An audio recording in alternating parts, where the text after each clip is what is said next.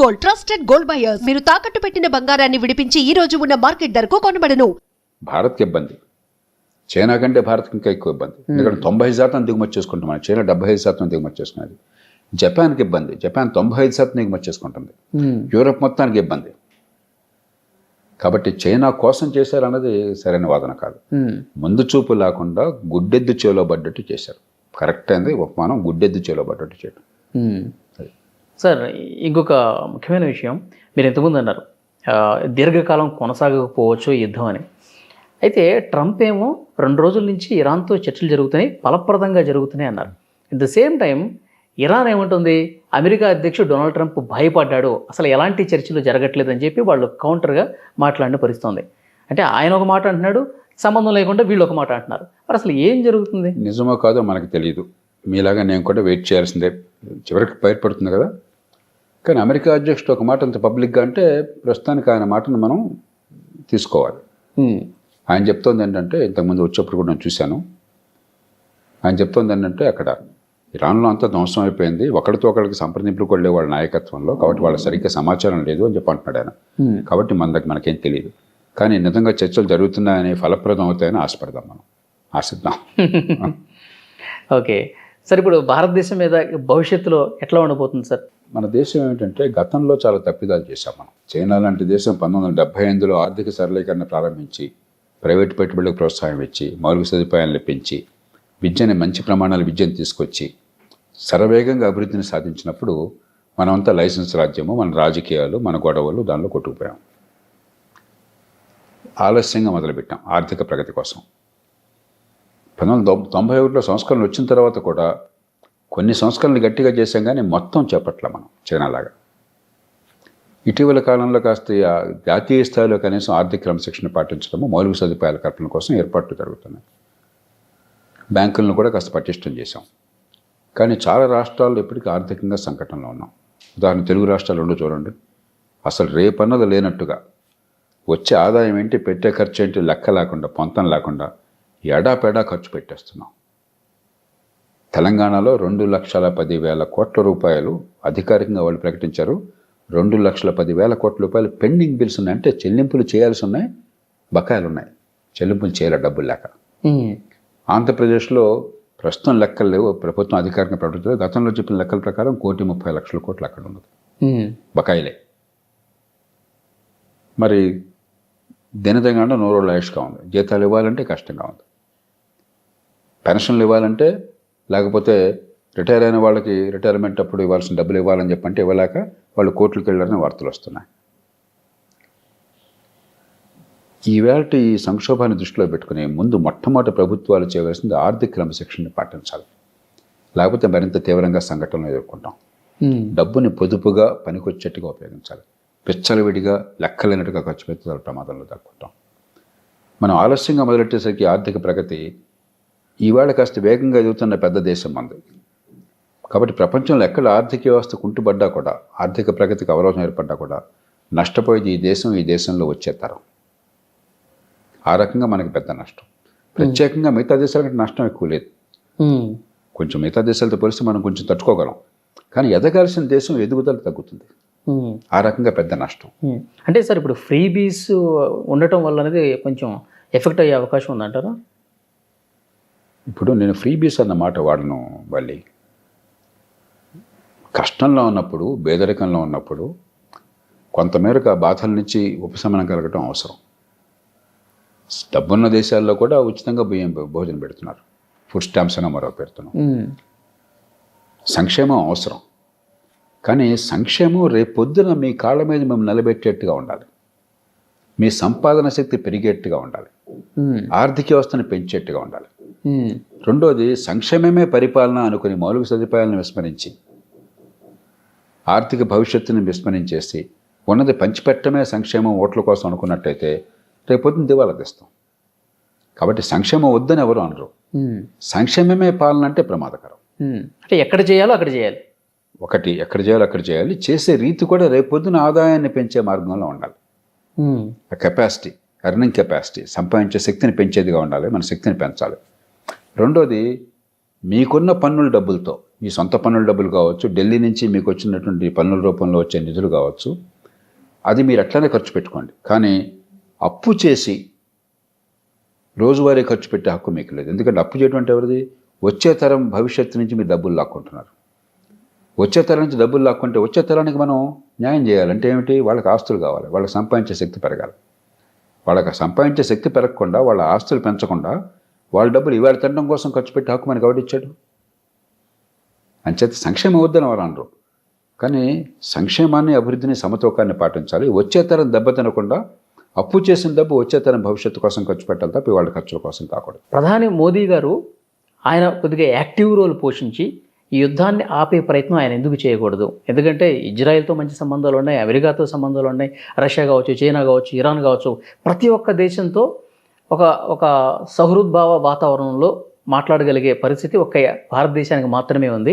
మోదీ గారు కొంత ఇనిషియేటివ్ తీసుకుని యుద్ధాన్ని ఆపే ప్రయత్నం ఆయన చేయాల్సినటువంటి అవసరం ఉంది అని చెప్పి కొంతమంది ప్రధానమంత్రి గారి మొట్టమొదటి బాధ్యత మన దేశ ప్రయోజనాలను కాపాడటం.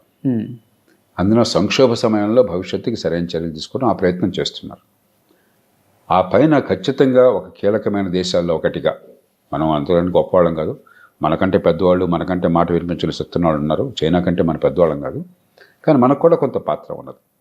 రెండు పక్కల కూడా గుడ్ విల్ ఉంది కాబట్టి, మరి మనకు కూడా చాలా కీలకమైన అవసరాలు ఉన్నాయి కాబట్టి, హిందూ మహాసముద్రంలో కీలకమైన దేశం కాబట్టి మనకి, అంచేత ఒక దేశం విడిగా చేయలేదు. మనం జపాన్తో కలిసి, చైనాతో కలిసి, యూరప్ దేశాలతో కలిసి, మధ్యప్రాచ్య దేశాలతో, నా దృష్టిలో భారత్, చైనా, జపాన్, యూరప్, మధ్యప్రాచ్య దేశాలు ఈ ఐదుగురికి పాత్ర ఉన్నది. కలిసి గట్టి ప్రయత్నం చేయాలి. బహుశా ఇవన్నీ బహిరంగ చెప్పి చేసేవి కాదు, ఆర్భాటాలతో చేసేవి కాదు, ఆ చర్చలు జరుగుతున్నాయని నేను అనుకుంటున్నాను. సార్, గల్ఫ్ కంట్రీస్లో మన దేశం నుంచి వెళ్ళిన వాళ్ళు చాలామంది ఉన్నారు సార్, 1 కోటి మంది దాకా ఉన్నారు. ఇప్పుడు వైట్ కలర్ జాబులు చేసేవాళ్ళు, బ్లూ కలర్ జాబులు చేసేవాళ్ళు అందరూ కూడా 1 కోటి మంది ఉన్నారు. వాళ్ళందరూ కూడా ఎఫెక్ట్ అవుతున్నారు. దాదాపు 1,00,000 మంది ఇండియాకి వచ్చారంట. సో వాళ్ళ 3.5 లక్షల మంది వచ్చారని ప్రధానమంత్రి గారు నిన్న ప్రకటనలో చెప్పారు. 3,70,000 మంది ఎంతమంది వచ్చారని చెప్పని. కానీ 1 కోటి మంది ఉన్నారు కాబట్టి 97% అక్కడే ఉన్నారు.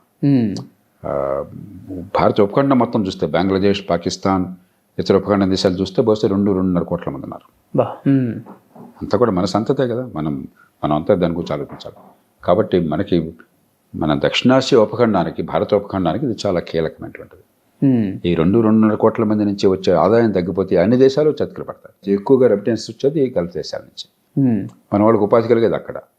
కాబట్టి ఈ యుద్ధం అంతం కావాలని, ఆ దేశాల్లో మళ్ళీ శాంతి రావాలని, ఆర్థిక వ్యవస్థ పుంజుకోవాలని, ప్రశాంత పరిస్థితులు రావాలని మనం కోరుకోవాలి.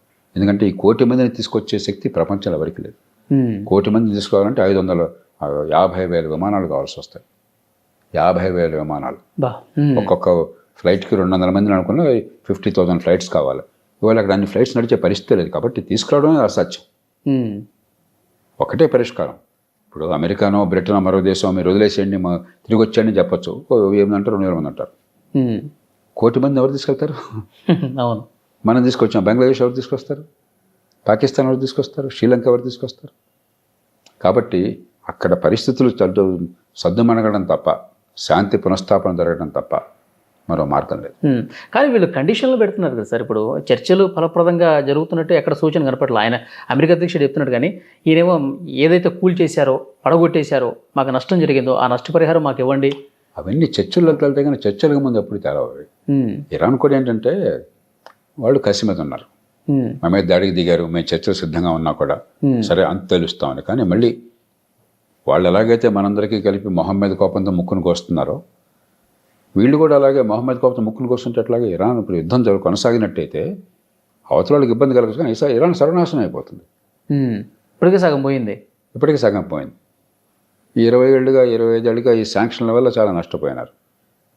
ప్రజలంటే ప్రేమ ఉన్నట్టయితే, మీ నాగరికతలు పెంచుకోవాలి, సంస్కృతిని పెంచుకోవాలన్నట్టయితే ఈ పిచ్చి మాటలు కట్టుబెట్టేసి దురుస్థానం తగ్గించేసి ఎలాగోలా శాంతికి సిద్ధపడతారని నేను ఆశపడుతున్నాను. అంటే సానుకూల పరిస్థితులు ఉంటాయంటారు సో డెఫినెట్గా. లేకపోతే ఏమవుతుందంటే దానికి పరిష్కారం ప్రెసిడెంట్ ట్రంప్ వాళ్ళ మీద, విద్యుత్ కేంద్రాల మీద బాంబులు వేసి ప్రజలను అన్యాయం చేయడం కాదు. అది యుద్ధ నేరం అవుతుంది. ఏ రకంగా చూసిన అమానుషమైంది. అది పరిష్కారం కాదు. అప్పుడు బహుశా సరైన పరిష్కారం ఏమవుతుందంటే, ఇరాన్ ఇప్పటికి కూడా తన ముడి చమురు ఎగుమతి చేసుకుంటుంది, ప్రధానంగా చైనాకు అమ్ముతుంది. స్టేట్ ఆఫ్ హార్మూజ్ వాళ్ళ అధీనంలో పెట్టుకున్నారు. అక్కడికి ఎవరు వచ్చినా అంత తెలుస్తారని బెదిరిస్తున్నారు, ఎవరు ధైర్యం చేయట్లా. కానీ దాని నుంచి బయటకు వచ్చినప్పుడు గల్ఫ్ నుంచి బయటపడాలని చెప్పంటే అది ఇరాన్కి కూడా అవసరమే కదా ఓడలు.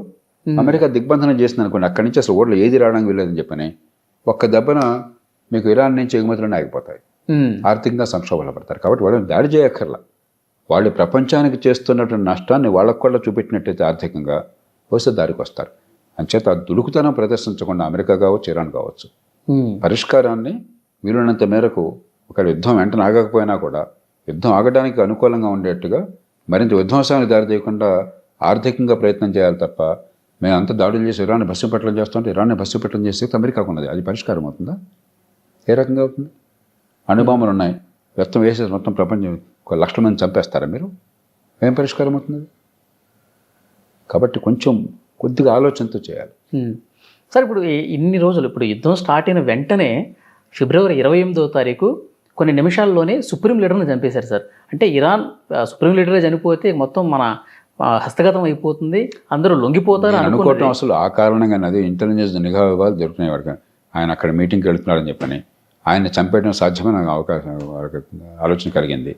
అందుకనే లేడీకి లేచిందే పరుగని చెప్పని తర్వాత పర్యవసానం అంటే ఆలోచించకుండా ఇది చేస్తే అయిపోతుందని చెప్పని వేసేసాను. అసలు ఇన్ని రోజులు జరుగుతుందని వాళ్ళు ఊహించుండరు.